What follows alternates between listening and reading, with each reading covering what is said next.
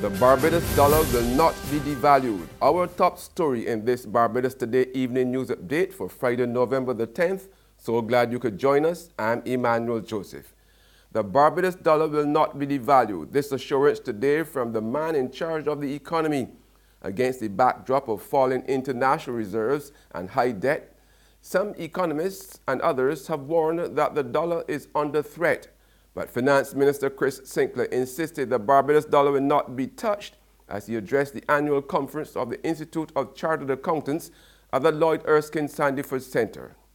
It is true that the reserves position, the bedrock of maintaining the desired peg against the US dollar, is, as I highlighted before, not in the most comfortable position.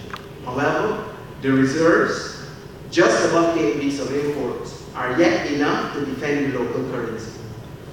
Even with this, however, Barbados still possesses of secondary resources in terms of reserves, secondary reserves, which are held by other financial and commercial institutions externally, which we can tap into if necessary. And we do not anticipate such a move, however, will be necessary, but we must ensure that that will not be the case. That is, government will not have to resort to that. And we're working with the Central Bank of Barbados on a number of other fronts to boost the reserves in the short to medium term. The Minister of Finance shifted the spotlight on the government economic policies and to the private sector. He challenged the Private Sector Association of Barbados to persuade its members to bring home their money from abroad to help boost the reserves. In this regard, while, as you have seen, government is going to play its part to stabilize the situation, in the near to medium term, it would be great if we can get the leadership of our private sector association to encourage their members to bring more of the foreign exchange which they earn from offshore into the island and even redeem some of that with the Central Bank of Barbados. That would be a wonderful independence gesture from Barbados. In other news now, a name change is on the cards for the Welfare Department and the National Assistance Board. News of this from Social Care Minister Steve Blackett.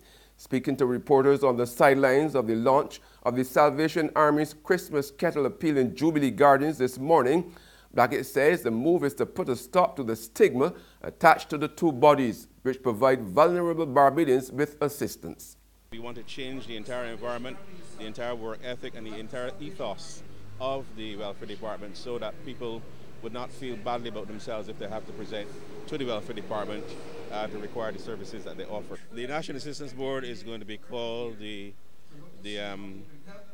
Commission of Elder Affairs. That is the renaming of it, and that agency is principally to administer the National Policy on Aging, which was also introduced by this government.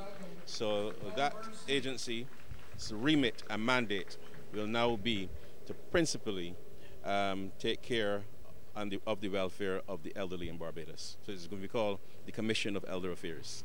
Minister Blackett also gave assurances that the changes will not just be restricted to the name. He is hoping to overhaul the operations and improve the service delivered to the public.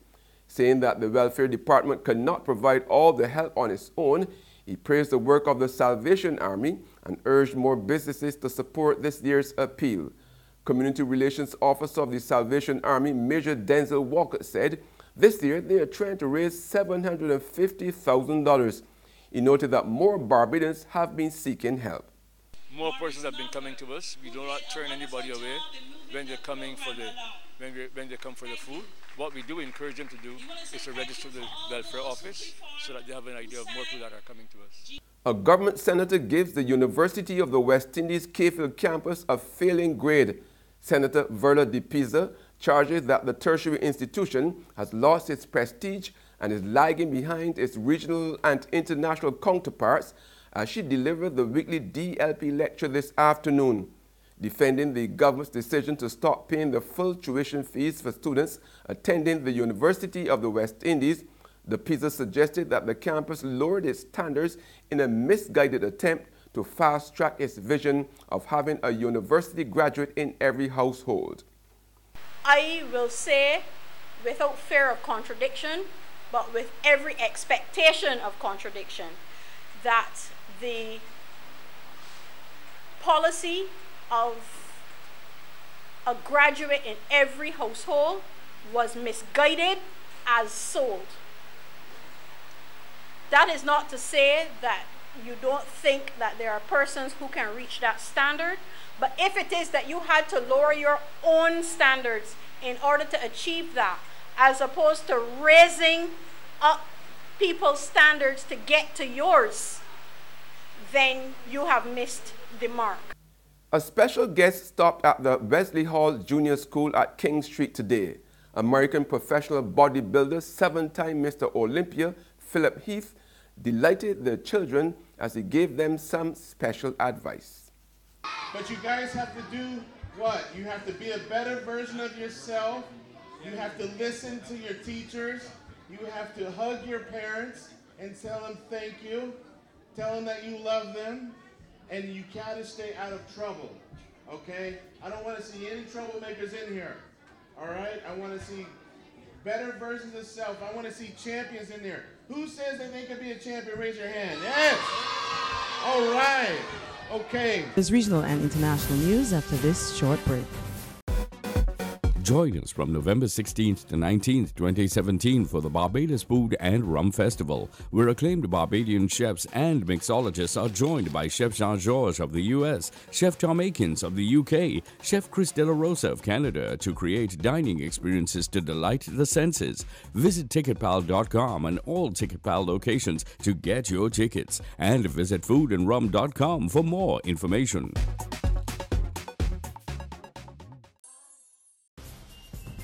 Welcome back with news from the region now. Liat has been hit with industrial action.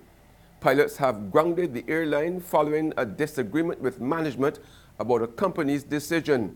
In a brief statement, Liat said the two sides met early this morning to try to resolve the issue, but to no avail.